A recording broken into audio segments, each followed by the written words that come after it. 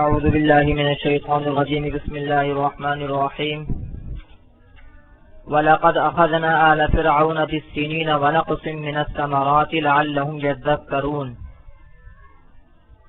پیچھے سے ذکر چل رہا ہے موسیٰ علیہ السلام کا، فرعون کی قوم کا، موسیٰ علیہ السلام کی قوم بنی اسرائیل کا، پیچھے سے ساری تفصیل چل رہی ہے۔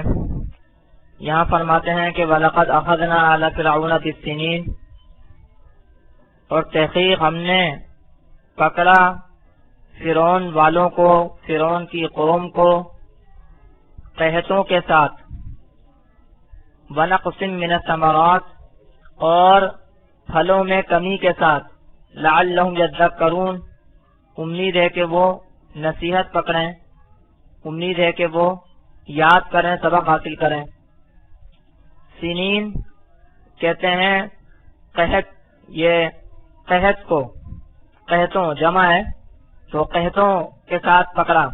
اللہ فرما رہے ہیں کہ ہم نے فرعون کی قوم پر جو ہے وہ قحط بھیجے، خشک سالی، یعنی بارش نہیں ہوتی تو خشک سالی ہوتی ہے، کچھ اگتا نہیں ہے۔ وَنَقْصٍ مِّنَ الثَّمَرَاتِ، اور پھلوں کی کمی کے ساتھ ہم نے ان کو پکڑا۔ ظاہر سی بات ہے کہ جب بارش نہیں ہوگی، قحط سالی ہوگی، خشک سالی ہوگی تو سبزہ وغیرہ بھی اور پھل وغیرہ بھی کم ہی ہوں گے۔ تو اللہ فرماتے ہیں کہ ہم نے ان کے اوپر یہ عذاب بھیجا۔ تو وَلَقَدْ أَخَذْنَا آلَ فِرْعَوْنَ بِالسِّنِينَ، اور تحقیق ہم نے پکڑا فرعون والوں کو، یعنی کہ فرعون کی قوم کو قحطوں کے ساتھ، وَنَقْصٍ مِّنَ الثَّمَرَاتِ، اور پھلوں کی کمی کے ساتھ، لَعَلَّهُمْ يَذَّكَّرُونَ، امید ہے کہ وہ نصیحت پکڑیں۔ یعنی ہم نے یہ اس لیے بھیجا کہ تاکہ وہ نصیحت پکڑیں، جو ان کا رویہ تھا، غلط رویہ تھا، وہ اس سے باز آئیں۔ آگے فرماتے ہیں فَإِذَا جَاءَتْهُمُ الْحَسَنَةُ قَالُوا لَنَا هَٰذِهِ، ان کی یہ حالت تھی کہ پس جب آتی ان کے پاس نیکی، اچھائی، تو کہتے کہ ہمارے لیے ہے یہ۔ حسنہ کہتے ہیں اچھائی کو، بھلائی کو۔ نیکی جو شارف الدین صاحب نے ترجمہ کیا ہے، یہ فارسی میں نیک کہتے ہیں اچھے کو، اور عربی کے حساب سے بھی حسنہ اچھے کو کہتے ہیں، اچھائی اور بھلائی۔ تو بس جب ان کو کوئی اچھائی آتی، اچھے حالات آتے، تو قالوا لنا هذه، تو کہتے کہ ہمارے ہی لیے ہے یہ، یعنی یہ ہماری وجہ سے آئی، ہم اسی کے لائق ہیں، ہم جو ہے وہ تہذیب یافتہ قوم ہے، ترقی یافتہ قوم ہے، ہمارے لیے یہی اچھے حالات ہونے سے۔ وَإِن تُصِبْهُمْ سَيِّئَةٌ يَطَّيَّرُوا بِمُوسَىٰ وَمَن مَّعَهُ، اور اگر پہنچتی ان کو کوئی برائی تو نحوست قرار دیتے اس کو موسیٰ کے ساتھ اور جو موسیٰ کے ساتھ تھے ان کے ساتھ۔ اگر ان کے کوئی برے حالات آتے، جیسے ابھی ذکر کیا کہ قحط وغیرہ بھی آئے ان کے اوپر، تو اگر برے حالات آتے تو اس کو موسیٰ علیہ السلام اور ایمان والوں کی نحوست قرار دیتے، کہتے کہ یہ تمہاری وجہ سے آ رہے ہیں، یہ برے حالات تمہاری وجہ سے آ رہے ہیں۔ اندازہ لگائیے ان کی نخوت و تکبر کا، کہ اگر اچھے حالات ہیں تو کہتے کہ یہ ہماری وجہ سے ہیں، ہم اسی کے لائق ہیں، اور اگر برے حالات آتے تو موسیٰ علیہ السلام اور جو ان کے ساتھ تھے بنی اسرائیل، جو ان پر ایمان لانے والے تھے، تو ان کی طرف اس کی نسبت کرتے اور اس کی نحوست قرار دیتے۔ اللہ فرماتے ہیں الا انما طائرهم عند اللہ، اللہ فرماتے ہیں کہ سوائے اس کے نہیں کہ ان کی نحوست اللہ کے پاس ہے، اللہ کے یہاں ہے۔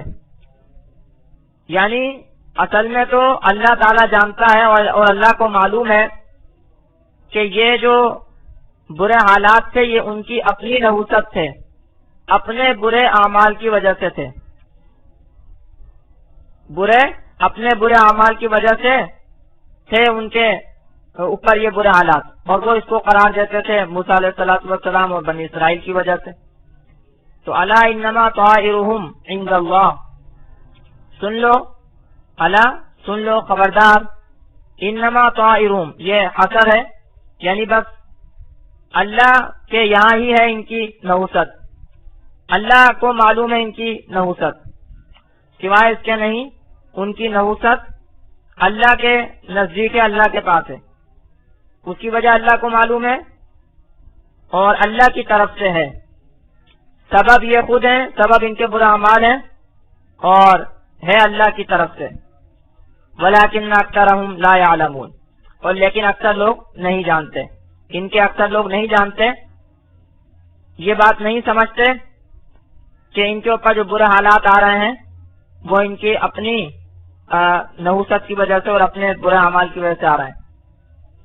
وقالوا مهما تأتينا به من آية لتسحرنا بها فما نحن لك بمؤمنين، اور کہا انہوں نے کہ جو کچھ تو لائے گا ہمارے پاس کوئی نشانی کہ جس کے ذریعے تو ہمارے اوپر جادو کرے تو بس نہیں ہے ہم تیرے اوپر ایمان لانے والے، تیرے واسطے ایمان لانے والے، تو کیسی بھی نشانی ہمارے پاس لے آئے، یہ کہا کرتے تھے، تو کیسی ہی نشانی ہمارے پاس لے آئے کہ جس کے ذریعے تو ہمارے اوپر جادو کرے۔ آپ دیکھیں باوجود یہ کہ جادوگروں سے جو مقابلہ تھا وہ ہو چکا اور جادوگروں نے بھی حضرت موسیٰ علیہ السلام کی رسالت کو تسلیم کر لیا اور اس بات کو تسلیم کر لیا کہ موسیٰ علیہ السلام جو معجزات دکھاتے تھے وہ معجزات تھے، وہ جادو نہیں تھے۔ اس کے باوجود فرعون کی قوم نے یہی کہا کہ تو جو بھی نشانی پیش کرتا ہے وہ ایک جادو ہے، تو اس کے ذریعے ہمارے اوپر جادو کرنا چاہتا ہے، تو ہم تیرے اوپر ایمان لانے والے نہیں ہیں، ہم تیرا یقین کرنے والے نہیں ہیں۔ ہٹ درمی دیکھیں اور نخوت و تکبر دیکھیں۔ تو وقالوا مهما تأتينا به من آیۃ، اور انہوں نے کہا کہ جو کچھ تو لائے گا ہمارے پاس کوئی نشانی، لتسحرنا بها، تاکہ تو جادو کرے ہمارے اوپر اس کے ذریعے، تو فما نحن لك بمؤمنین، پس نہیں ہم تیرا یقین کرنے والے، تجھ کو ماننے والے۔ تو اللہ فرماتے ہیں کہ جب ان کی یہ حالت ہو گئی، تکبر اور نخوت کی اور ہٹ درمی کی یہ حالت ہو گئی، تو اللہ فرماتے ہیں پھر ہم نے ان کے اوپر کچھ عذابات بھیجے۔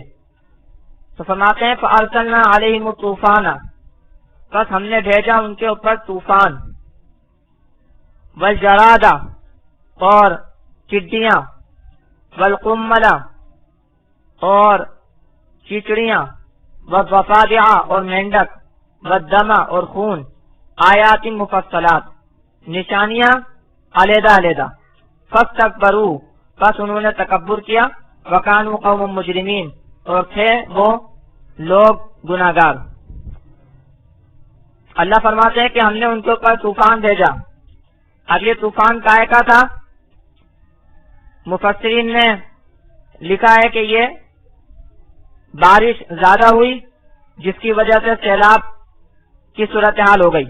آپ کو معلوم ہے بارش زیادہ ہو تو اس سے پھر سیلاب آ جاتا ہے، جگہ جگہ پانی ہو جاتا ہے، تو گویا بارش کا طوفان ہم نے ان کو اوپر بھیجا، سیلاب کی شکل پیدا ہو گئی۔ اور آگے فرماتے ہیں والجراد، ٹڈیاں، یہ ٹڈیاں وہ ٹڈیاں ہیں جو کھیتوں کو چٹ کر جاتی ہیں، یہ بہت زیادہ تعداد میں سفر کرتی ہیں، بہت زیادہ تعداد میں ہوتی ہیں اور کھیتوں کے کھیت چٹ کر جاتی ہیں۔ بعض اوقات جہاں پر یہ آتی ہیں تو فوج کی بھی مدد لینی پڑتی ہے ان کو ختم کرنے یا بھگانے کے لیے، ایسی خطرناک صورتحال ہوتی ہے۔ تو یہ اللہ فرمانے کہ ہم نے ان کے اوپر یہ بھیجی۔ اسی طرح قمل جو ہے یہ جوؤں کو بھی کہتے ہیں اور چچڑیوں کو بھی کہتے ہیں۔ تو مفسرین نے لکھا ہے کہ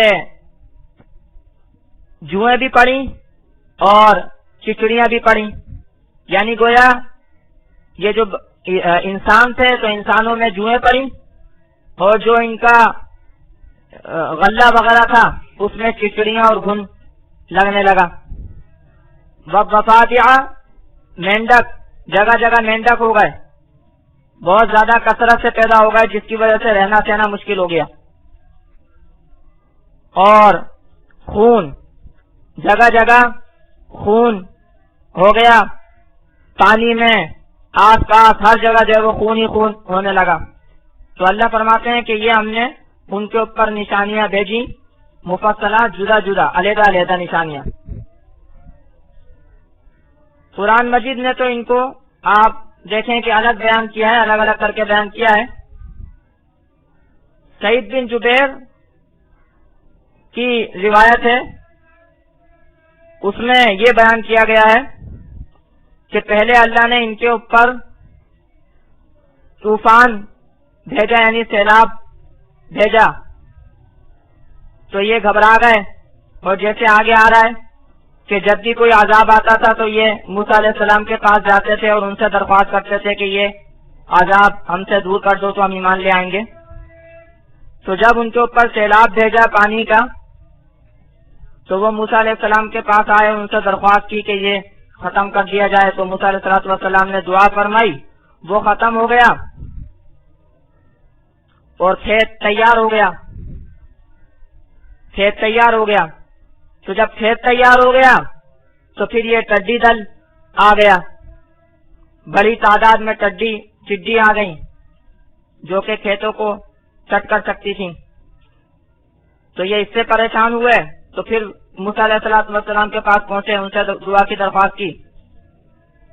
अल्लाह रब्बुल इज्जत ने ये दूर कर दिया। फिर इन्होंने अपना सारा गल्ला जो है वो खेतों से जो है वो अपना सारा गल्ला जमा कर लिया, जखीरा कर लिया। तो फिर इसमें घुन लग गया, चिचड़ियां वगैरह पैदा हो गईं, गल्ला खराब होने लगा। फिर उन्होंने मूसा अलैहिस्सलाम से दरख्वास्त की, फिर अल्लाह ने उनसे यह अजाब दूर किया कि वो चिचड़ियां खत्म हो गईं। तो फिर मेंढक पैदा हो गए, और फिर वही उन्होंने दरख्वास्त की, तो मेंढक के बाद फिर यह खून पैदा हो गया, जगह जगह खून होने लगा। तो ये सईद बिन जुबैर की जो है ना रिवायत में इस तरह तफसील जिक्र की गई है, जो कि तफसीरों में लिखी है। कुरान मजीद ने इतनी तफसील के साथ बयान नहीं किया है। कुरान मजीद ने तो ये बयान किया है कि अल्लाह ताला ने उनके ऊपर ये चीजें भेजी, ये अजाबात भेजे। बाद मुफस्सिरीन ने इस तरह भी तफसीर की है, जैसे कि अभी सईद बिन जुबैर की तफसीर से भी ये अंदाजा हो रहा है कि ये जो अजाबात थे ये एक दूसरे के नतीजे में थे, एक दूसरे के नतीजे में थे। यानी मिसाल के तौर पर खूब बारिश बरसी तो उसकी वजह से, यानी वो जो बारिश थी वो उनके लिए अजाब की सूरत थी, लेकिन वो एक, यानी मूसा अलैहिस्सलाम की दुआ की वजह से वो एक महदूद हो गई, बंद हो गई। तो फिर उससे गल्ला पैदा हुआ, गल्ले पर खेतों पर जो है वो टिड्डी दल आ गया।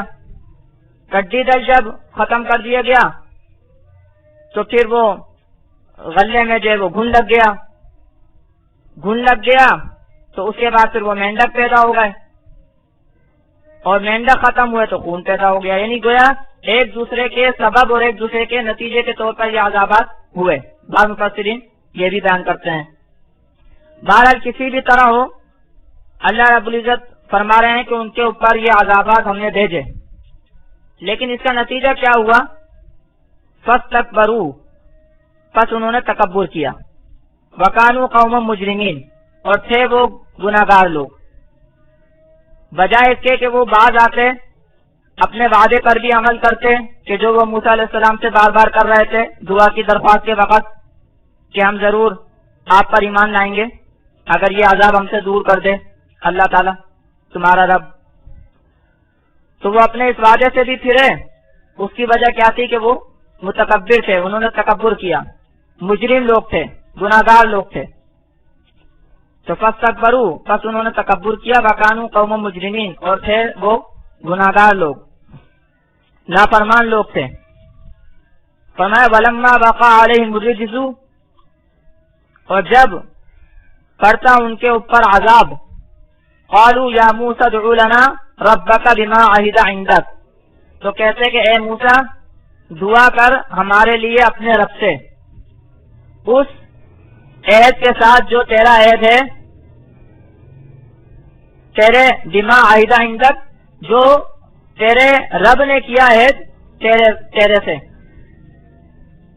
تو دعا کر ادعو لنا، تو دعا کر ہمارے واسطے ربا کا اپنے رب سے بما عہد عندک اس کے ساتھ کہ جو عہد کیا تیرے رب نے تیرے ساتھ تیرے پاس، یعنی جو تیرے رب کے ساتھ معاہدہ ہے اور عہد ہے، تو اس کے ساتھ تو دعا کر ہمارے لیے اپنے رب سے۔ یہ کون سا عہد ہے جو وہ کہہ رہے ہیں کہ جو تیرا عہد ہے، یعنی موسیٰ علیہ السلام کا عہد ہے اللہ تعالیٰ کے ساتھ؟ تو اس میں مفسرین نے کئی عہد ذکر کیے ہیں۔ بعض مفسرین نے کہا کہ اس سے وہ عہد مراد ہے کہ جو نبوت اور رسالت کا عہد ہوتا ہے، یعنی اللہ تعالیٰ اور رسول کے درمیان جو عہد ہوتا ہے کہ اللہ تعالیٰ رسول کو جب رسول بناتا ہے تو اللہ تعالیٰ یہ عہد کرتا ہے کہ میں تیری مدد کروں گا اور تو نے میرا پیغام پہنچانا ہے۔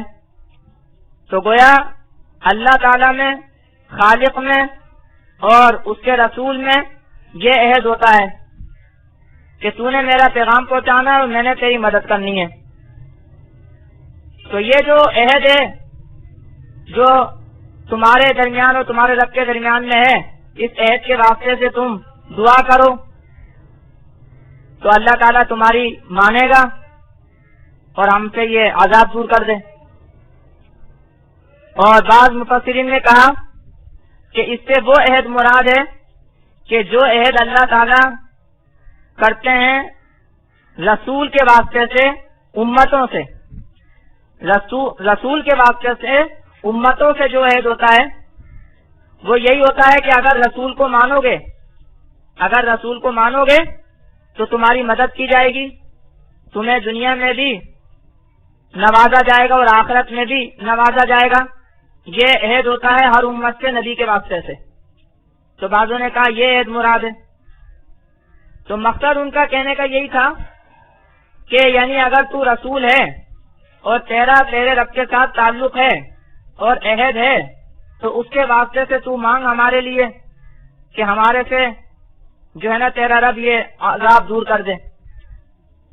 تو وَلَمَّا وَقَعَ عَلَيْهِمُ الرِّجْزُ، اور جب پڑتا ان کے اوپر عذاب، قالوا یا موسیٰ ادع لنا، تو کہتے کہ اے موسیٰ دعا کر ہمارے لیے اپنے رب سے بما عہد عندک اس عہد کے سبب جو عہد کیا تیرے رب نے تیرے ساتھ۔ لئن کشفت عنا الرجز لنؤمنن لک ولنرسلن معک بنی اسرائیل، اگر تو دور کر دے گا، تو کھول دے گا ہم سے عذاب، تو ہم ضرور ایمان لائیں گے تیرے واسطے اور ہم ضرور بھیج دیں گے تیرے ساتھ بنی اسرائیل کو۔ حضرت موسیٰ علیہ السلام کا یہی مطالبہ تھا فرعون کی قوم سے کہ ایمان لاؤ اور بنی اسرائیل کو آزاد کر دو، بنی اسرائیل کو میرے ساتھ بھیج دو۔ تو لئن کشفت، وہ انہوں نے کہا کہ آپ ہمارے لیے دعا کیجئے اپنے رب سے کہ ہم سے یہ عذاب دور کر دے۔ جب بھی کوئی عذاب پڑتا ہے، جس کی تفصیلات ابھی پیچھے بھی گزری ہیں، اور وہ یہ وعدہ کرتے ہیں کہ اگر تو دور کر دے گا ہم سے یہ عذاب، تو کھول دے گا ہم سے یہ عذاب، تو ہم ضرور تیرے اوپر ایمان لائیں گے اور تیرے ساتھ بنی اسرائیل کو بھیج دیں گے۔ تو لئن کشفت عنا الرجز، یعنی بڑے تاکیدی الفاظ ہیں، نام تاکید کا ہے، جس کا ترجمہ شاہ رفیع الدین صاحب نے البتہ کیا ہے، یعنی ضرور اگر تو کھول دے گا ہم سے عذاب تو ہم ضرور ایمان لائیں گے تیرے اوپر اور ہم بھیج دیں گے تیرے ساتھ بنی اسرائیل کو۔ فلما کشفنا عنہم الرجز الی اجل ہم بالغوہ اذا ہم ینکثون، اللہ فرما رہے ہیں کہ پس جب کھول دیا ہم نے ان سے عذاب اس مدت تک کہ جس مدت کو وہ پہنچنے والے ہیں، تبھی وہ عہد کو توڑ ڈالتے۔ اللہ فرما رہے ہیں کہ جب بھی ہم ان سے عذاب کو دور کرتے ایک مدت تک کہ جس مدت کو وہ پہنچنے والے ہیں، تو پھر وہ اپنے عہد کو بھول جاتے اور عہد کو توڑ ڈالتے۔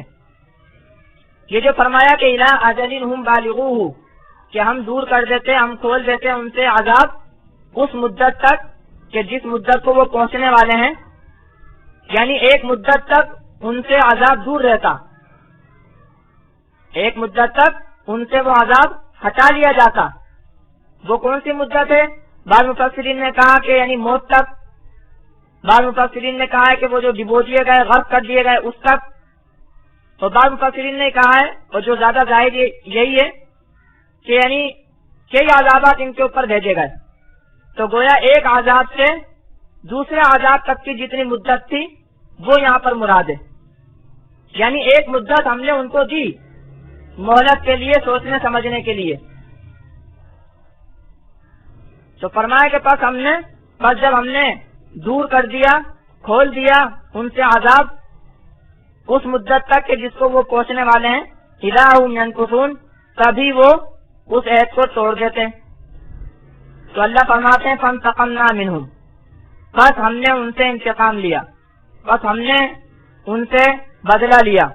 فاغرقناہم فی الیم، تو ہم نے ڈبو دیا ان کو دریا میں، بِأَنَّهُمْ كَذَّبُوا بِآيَاتِنَا، اس سبب سے کہ وہ جھٹلاتے تھے ہماری آیات کو، وَكَانُوا عَنْهَا غَافِلِينَ، اور تھے اس سے غافل۔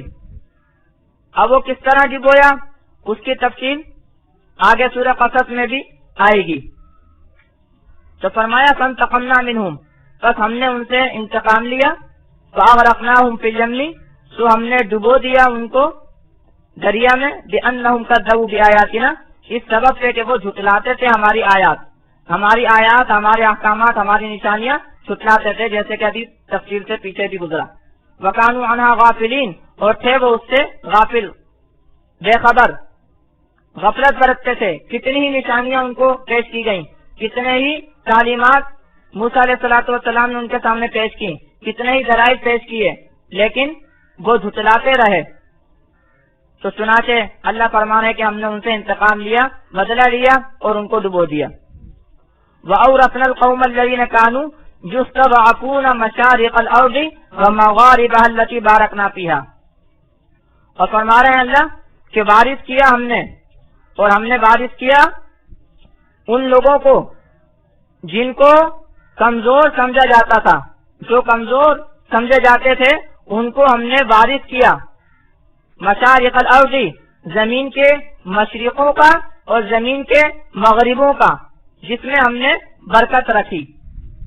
یہ جو مشارق الارض و مغاربہ، یعنی زمین کے مشرق اور زمین کے مغرب، ویسے تو عام طور سے یہی سمجھا جاتا ہے کہ زمین کا ایک مشرق ہوتا ہے، ایک مغرب ہوتا ہے، یعنی جہاں سے سورج طلوع ہوتا ہے وہ مشرق اور جہاں سورج غروب ہوتا ہے وہ مغرب۔ تو یہ جو جمع کا لفظ جو استعمال کیا ہے کہ زمین کے مشرقوں اور زمین کے مغربوں، یہ اس اعتبار سے محاورات میں بھی استعمال ہوتا ہے، عربی میں بھی استعمال ہوتا ہے، اور وہ یہ اس اعتبار سے استعمال ہوتا ہے کہ اصل میں سردی اور گرمی میں سورج کا جو طلوع کی جگہ ہے یہ تھوڑی تھوڑی بدلتی رہتی ہے، اسی طرح سورج کا جو غروب کی جگہ ہے وہ بھی تھوڑی تھوڑی بدلتی رہتی ہے۔ تو گویا کئی مشرق ہو گئے اور کئی مغرب ہو گئے، سردیوں میں اور گرمیوں میں سورج کے طلوع ہونے کی جگہ بھی تھوڑی تھوڑی ہوتا مشرق سے ہی ہے، لیکن مشرق ہی میں تھوڑی تھوڑی جگہ بدلتی رہتی ہے، اور غروب مغرب نہیں ہوتا ہے لیکن تھوڑی تھوڑی جگہ بدلتی رہتی ہے۔ تو اس کے حساب سے کئی مشرق ہوگا اور کئی مغرب۔ مقصد یہ ہے کہ اتنے بڑے علاقے میں اللہ تعالیٰ نے ہم نے ان کو وارث کیا اور ہم نے ان کو جانشین بنا دیا۔ تو فرمایا وَأَوْرَثْنَا الْقَوْمَ الَّذِينَ كَانُوا يُسْتَضْعَفُونَ، اور ہم نے وارث کیا ان لوگوں کو جو کہ کمزور سمجھے جاتے تھے، جو کہ ناتواں شمار کیے جاتے تھے، زمین کے مشرقوں کا اور زمین کے مغربوں کا، جس میں ہم نے برکت دی، جس میں ہم نے برکتیں دیں۔ یہاں کون سی زمین مراد ہے؟ بعض مفسرین نے کہا ہے کہ یہاں شام مراد ہے، شام کی زمین جو کچھ عرصے کے بعد اللہ تعالیٰ نے بنی اسرائیل کو دی قوم عمالقہ سے جہاد کرنے کے بعد، اس کی بھی تفصیل آگے آئے گی اور کچھ تفصیل پیچھے بھی گزری ہے۔ تو شام کی جو زمین ہے ظاہری اعتبار سے بھی اس میں بہت برکتیں ہیں، بہت فوائد ہیں، موسم کے اعتبار سے، زمین کے اعتبار سے، سرسبز شاداب، موسم بھی اچھا، تو ظاہری برکتیں بھی ہیں اور باطنی برکتیں اس طرح کہ بہت سارے انبیاء علیہ الصلوۃ والسلام وہاں پر رہے اور وہاں پر مدفون ہوئے۔ اور بعض مفسرین نے کہا ہے کہ اس سے مراد مصر ہے، کہ مصر میں جو ہے وہ فرعونی جو ہے وہ غرق ہو گئے دریا میں، سمندر میں، تو گویا بنی اسرائیل جو ہے وہاں کے جانشین ہوئے۔ اور مصر کے بعد اگر یہاں مصر مراد ہے تو یہ جو فرمایا کہ جس میں ہم نے برکت رکھی، تو برکت ظاہری اعتبار سے تو وہی پانی وغیرہ کے اعتبار سے، دریا وغیرہ کے اعتبار سے، سرسبز و شادابی کے اعتبار سے، اور باطنی اعتبار سے اس طرح کہ حضرت یوسف علیہ الصلوۃ والسلام وہاں رہے، حضرت یعقوب علیہ الصلوۃ والسلام وہاں تشریف لائے، اس کے علاوہ موسیٰ علیہ الصلوۃ والسلام وہاں پیدا ہوئے اور وہاں کافی عرصہ رہے۔ تو فرمایا کہ اور ہم نے وارث کیا ان لوگوں کو جو کہ کمزور سمجھے جاتے تھے، زمین کے مشرقوں کا اور زمین کے مغربوں کا، کہ جس میں ہم نے برکت رکھی۔ وَتَمَّتْ كَلِمَةُ رَبِّكَ الْحُسْنَى عَلَى بَنِي إِسْرَائِيلَ، اور فرماتے ہیں کہ پوری ہوئی تیرے رب کی بات، پوری ہوئی تیرے رب کی بات اچھی بنی اسرائیل پر۔ بنی اسرائیل کے متعلق جو تیرے رب نے بات کہی تھی آزادی کی کہ ان کو آزادی ملے گی، وہ بات پوری ہوئی، اور ان کو اللہ رب العزت نے آزادی سے بھی نوازا، ان کو زمین کی جانشینی سے بھی نوازا، ان کو اللہ تعالیٰ نے نبوت اور رسالت سے بھی نوازا کہ موسیٰ علیہ الصلوۃ والسلام کو بھی نبی بنایا اور اس کے بعد بھی ان میں نبوت کا سلسلہ اللہ نے جاری رکھا۔ تو اتنے انعامات اللہ رب العزت نے بنی اسرائیل پر کیے، کیوں کیے؟ بما صبروا، بس صبر اس کے کہ انہوں نے صبر کیا، صبر کیا انہوں نے، موسیٰ علیہ الصلوۃ والسلام کا ساتھ دیا انہوں نے، جیسے بھی دیا اس کی تفصیل بھی پیچھے بھی گزری، آگے بھی آئے گی، لیکن بہرحال موسیٰ علیہ الصلوۃ والسلام کا ساتھ دیا انہوں نے اور صبر کیا انہوں نے، بڑی تکالیف انہوں نے سہی، فرعونیوں کی بدترین غلامی انہوں نے سہی، تو اللہ رب العزت نے اپنی بات کو پورا کیا بنی اسرائیل پر۔ تو فرمایا وتمت کلمۃ ربک الحسنی، اور پوری ہوئی تیرے رب کی بات اچھی علی بنی اسرائیل، بنی اسرائیل پر، بما صبروا، اس سبب سے کہ انہوں نے صبر کیا۔ ودمرنا ما كان يصنع فرعون وقومه وما كانوا يعرشون، اور اللہ فرماتے ہیں کہ اور برباد کر دیا ہم نے، خراب کر دیا ہم نے جو بناتے تھے فرعون اور اس کی قوم، اور وہ جو وہ چڑھاتے تھے۔ فرعون اور اس کی قوم نے جو کچھ شہر بنایا ہوا تھا، جو کچھ عمارتیں وغیرہ بنائی ہوئی تھیں، اور بلند بلند عمارتیں بھی بناتے تھے، بڑے بڑے مینار بھی بناتے تھے، یہ اہرام مصر جو آج کل ہیں یہ بھی فرعونیوں کی یادگار ہیں، تو بڑی بڑی اونچی اونچی عمارتیں بھی بناتے تھے، اللہ فرماتے ہیں ہم نے سب خراب کر دی، برباد کر دی، کس سبب سے؟ اللہ تعالیٰ کی اور رسول کی نافرمانی کے سبب سے۔